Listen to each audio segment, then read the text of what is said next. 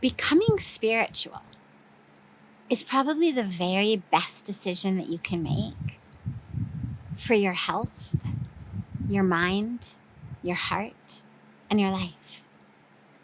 Spirituality, number one, reduces your stress. Because see, if I'm a materialist and I think that I'm just my body, just my bank account, just my career, then everything that happens, I get really stressed out. Oh my God, I'm going to fail an exam. Oh my God, my boss might not like me. Oh my God, this guy I like didn't look at me at the party. Oh my God, my best friend isn't talking to me. Oh my God, this. Oh my God, that. Because the very nature of myself goes up and down with everything that happens around me. Oh my God, the stock market. Oh my God, this. Because I'm identified as that. But when I'm spiritual and I realize that I'm not that body, but I am actually that unchanging, eternal spirit, then yes, of course, I still try my best. But if I fail an exam, or your boss or your friend or your teacher doesn't like something you do, or you get kicked off a sporting team that you wanted to be on, person you like doesn't like you back, whatever it may be, you don't collapse, you don't fall, because you understand I'm still here. I wasn't that role. I wasn't that test or exam score or ranking or mark. I am spirit. I am divine. So you have a totally different sense of self. And it gives you so much resilience. In life, so much happens. Things we don't want to happen, they happen. We do fail exams. We get fired from jobs. People we love break up with us. Things happen. Life happens. But if I'm not spiritually anchored and I'm living just on the surface, like think about the ocean. On the surface of the ocean, what are there? Waves. Now, if you want to surf your whole life and just go up and down and up and down and up and down and get really out of breath and tired, you can live on the surface. And it's going to be great when you go up, not great when you come down.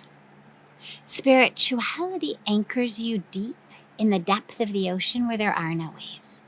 And so it gives you that resilience, because all of the storms, all of the tsunamis, all of the tidal waves happen only on the surface.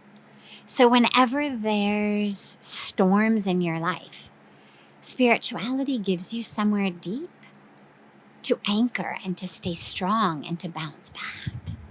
Because it gives you also a way of understanding yourself and others. That compassion it teaches you. The way of seeing your life and other people's lives. We realize everybody's just here on their own karmic journey with their own karmic package. And when you understand that, we don't take things so personally. So it gives you a lot of resilience. It also gives you a lot of concentration and focus. Now, everybody needs that. These days, everybody is so distracted. And especially if you're trying to study, to work, to achieve something, you've got to be able to concentrate.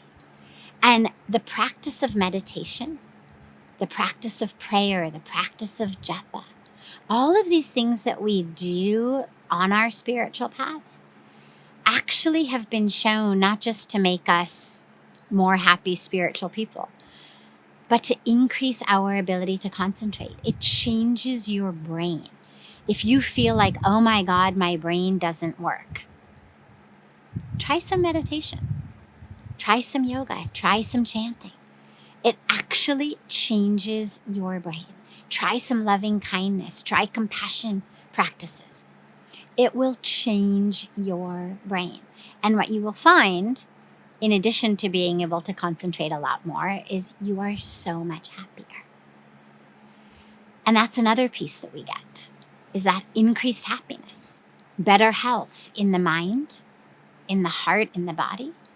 People who are spiritual, over and over again, we've got so much research from universities like Johns Hopkins, Duke, Dartmouth, top health institutions, the National Institute of Health, the National Institute of Mental Health, keep showing us that people who are spiritual are so much happier, have such better coping skills, are so much more resilient, but also have such better physical immunity. So if you find that you keep catching every cold and flu that goes around, interestingly, if you're spiritual, you may find that, like others, it actually boosts your physical immunity. They've shown that people who are spiritual have much higher rates of immune system activity, are much less likely to die of any cause during the 10 years or 20 years of these studies.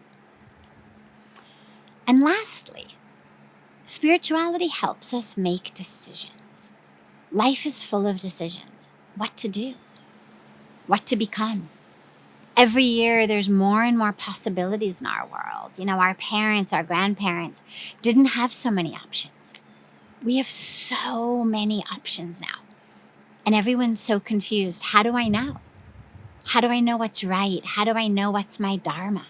How do I know what's my purpose? Spirituality introduces you to that inner voice, to the divine voice, to the voice of your intuition. It's always been there. It's not that spirituality creates it. But a lot of times we can't hear it because there's so many voices in our head. The voice of anger and fear and ego and confusion and doubt and self-doubt, and the voice of what everybody else is telling us, our parents, our teachers, our friends, the influencers we follow on social media. Everybody's telling us something different. But spirituality connects you with that inner voice so you can actually hear and know which way to walk in life. Try it. You can always become unspiritual again if you don't enjoy it. But I think you're going to find, like everyone who starts walking this path, that it has a huge, huge positive impact in every level. And remember, it doesn't make you boring.